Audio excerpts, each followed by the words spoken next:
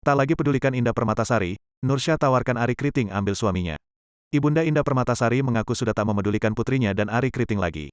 Diketahui, sebelum Indah Permatasari menikah dengan Ari Kriting, sang ibunda, Nursyah, tak merestui. Nursyah menilai jika komika Ari Kriting tak memiliki sopan santun karena telah membawa kabur anaknya Indah Permatasari.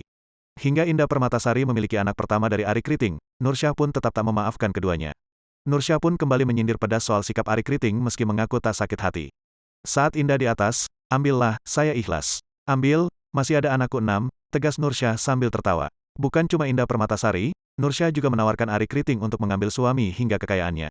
Sekalian ambil suami saya silahkan, saya orang santai, ucapnya. Mau ambil juga rumah, ambil, mau ambil itu mobil, ambil, aduh gampang sudah ambil semua, kata Nursyah.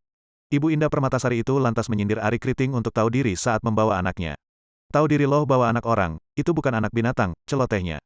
Nursyah menilai putrinya sudah berubah dan tak lagi mengenalnya setelah bersama Ari Kriting. Ia menyebut, Indah berubah dengan suara nada tinggi, membentak, mencakar pinggang, sampai menghentak rambut. Jambak-jambak rambutnya dia sendiri, itu kayak kerasukan setan. Nursyah mengaku sejak 2019 sudah tak lagi tahu tentang putrinya. Dari syuting FTV 2019 sudah tak tahu, karena diselimuti jin dan setan, imbuhnya. Nursyah menyebut dirinya tak merasa sakit hati. Saya sakit hati, tidak, masih ada 6 anakku, bebernya. Nursyah juga mengatakan, komika Ari Kriting tak memiliki sopan santun karena telah membawa anaknya.